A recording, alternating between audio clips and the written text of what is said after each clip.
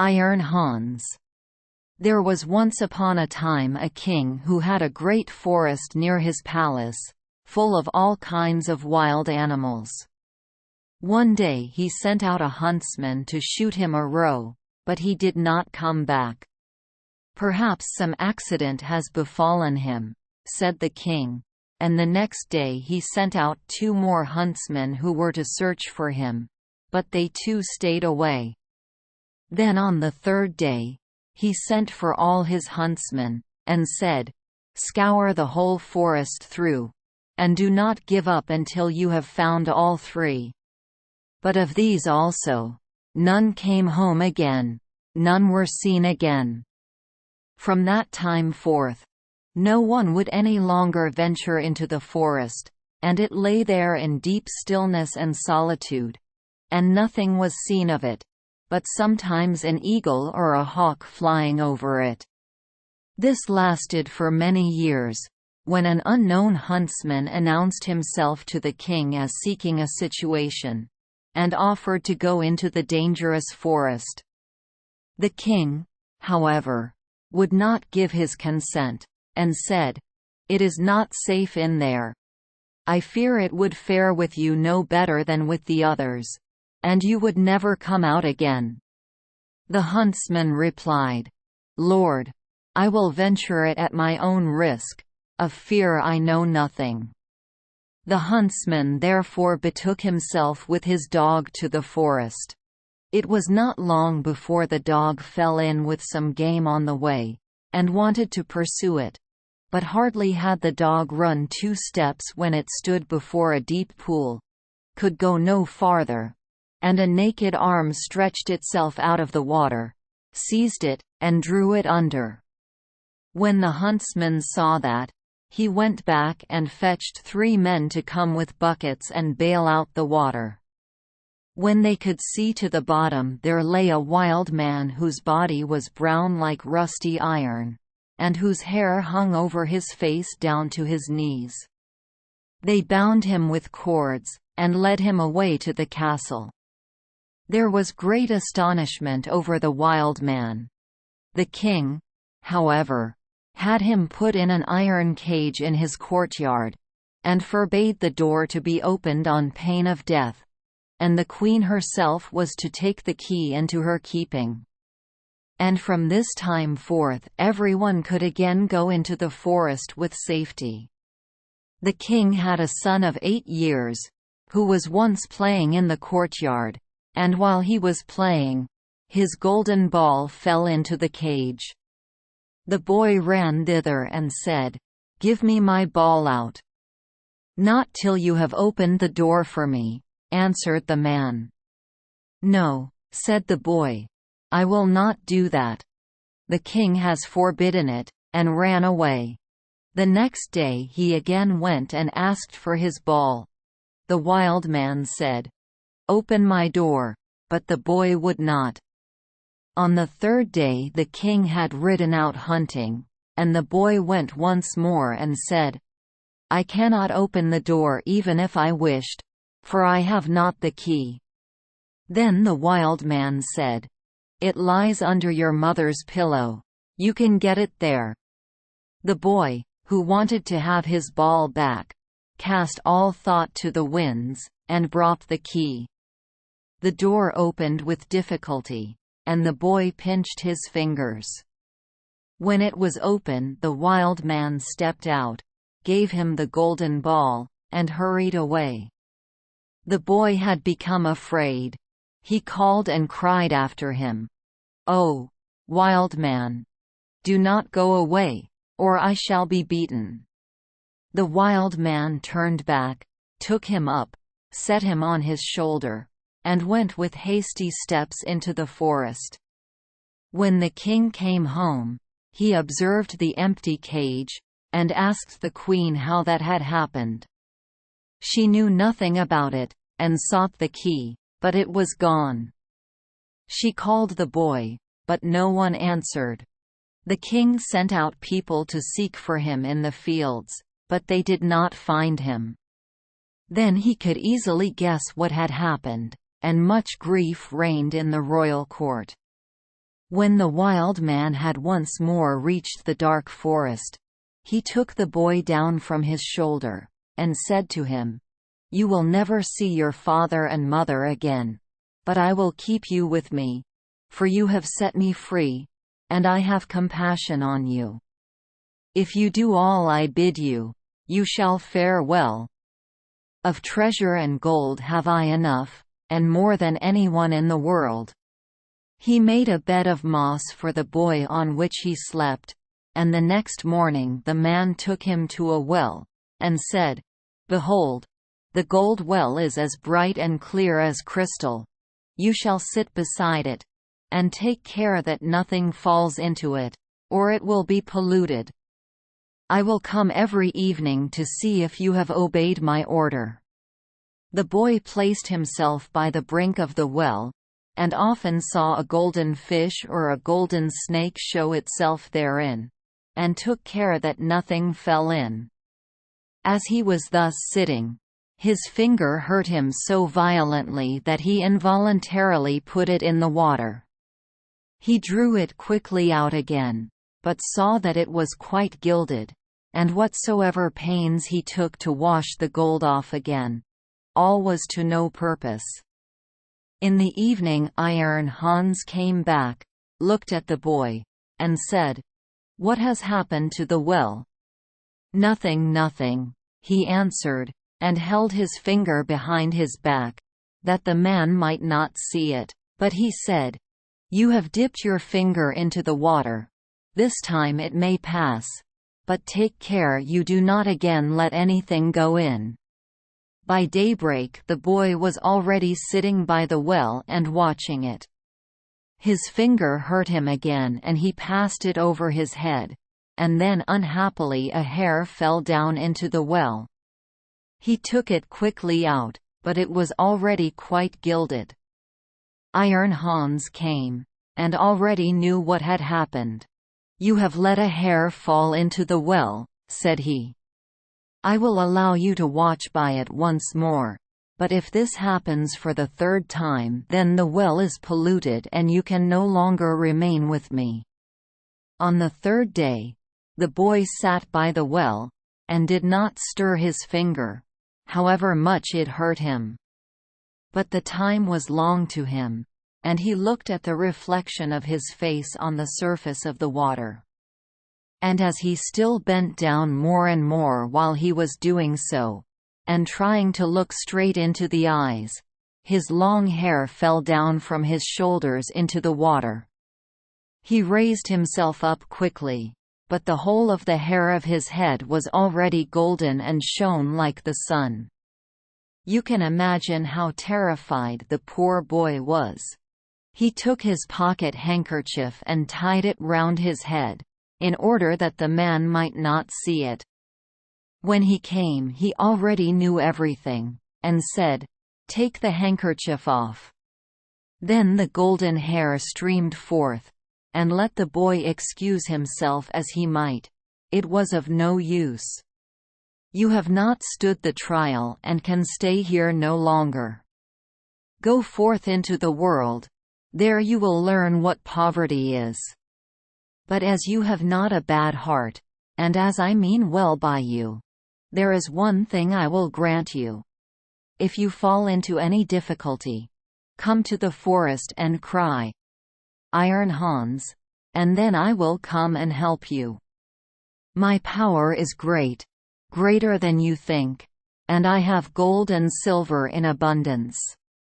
Then the king's son left the forest, and walked by beaten and unbeaten paths ever onwards until at length he reached a great city.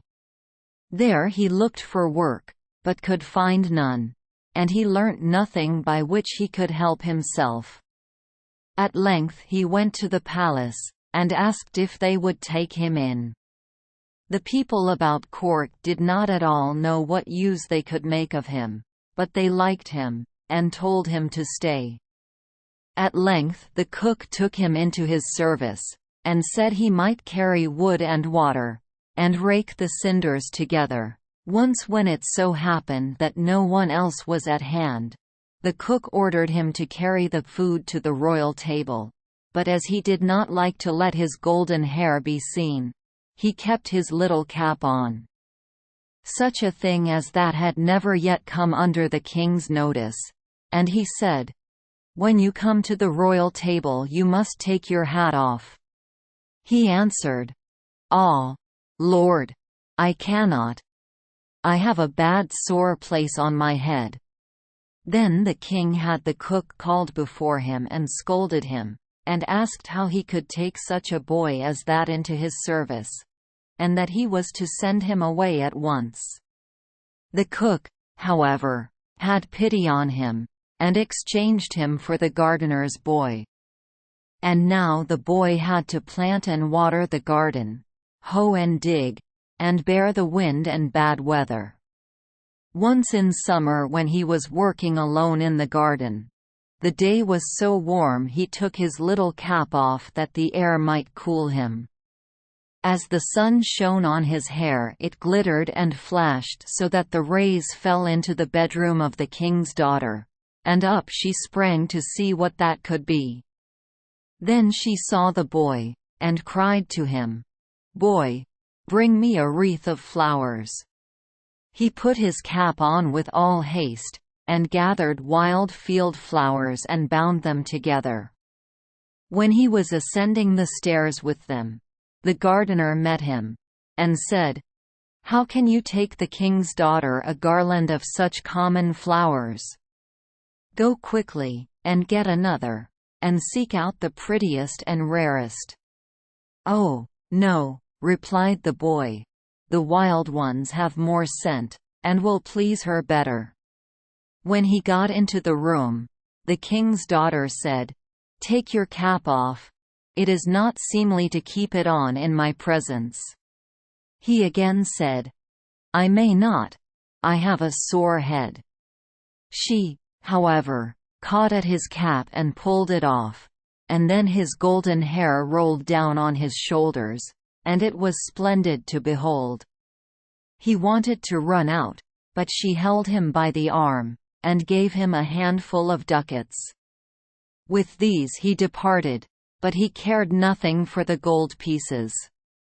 He took them to the gardener, and said, "I present them to your children, they can play with them." The following day the king's daughter again called to him that he was to bring her a wreath of field flowers, and then he went in with it. She instantly snatched at his cap, and wanted to take it away from him, but he held it fast with both hands. She again gave him a handful of ducats, but he would not keep them, and gave them to the gardener for playthings for his children. On the third day things went just the same. She could not get his cap away from him, and he would not have her money. Not long afterwards, the country was overrun by war. The king gathered together his people, and did not know whether or not he could offer any opposition to the enemy, who was superior in strength and had a mighty army.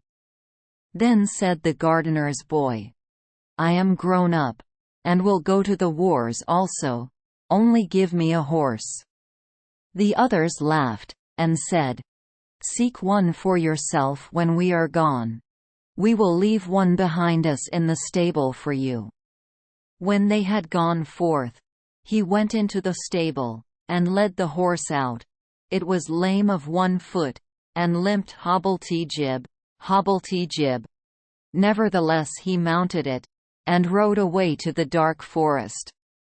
When he came to the outskirts, he called, "Iron Hans," 3 times so loudly that it echoed through the trees. Thereupon the wild man appeared immediately, and said, "What do you desire?" "I want a strong steed, for I am going to the wars." "That you shall have, and still more than you ask for." Then the wild man went back into the forest, and it was not long before a stable boy came out of it, who led a horse that snorted with its nostrils, and could hardly be restrained, and behind them followed a great troop of warriors entirely equipped in iron, and their swords flashed in the sun. The youth made over his three-legged horse to the stable boy, mounted the other, and rode at the head of the soldiers. When he got near the battlefield, a great part of the king's men had already fallen, and little was wanting to make the rest give way. Then the youth galloped thither with his iron soldiers, broke like a hurricane over the enemy, and beat down all who opposed him. They began to flee, but the youth pursued, and never stopped, until there was not a single man left. Instead of returning to the king, however, he conducted his troop by byways back to the forest, and called forth Iron Hans. "What do you desire?" asked the wild man.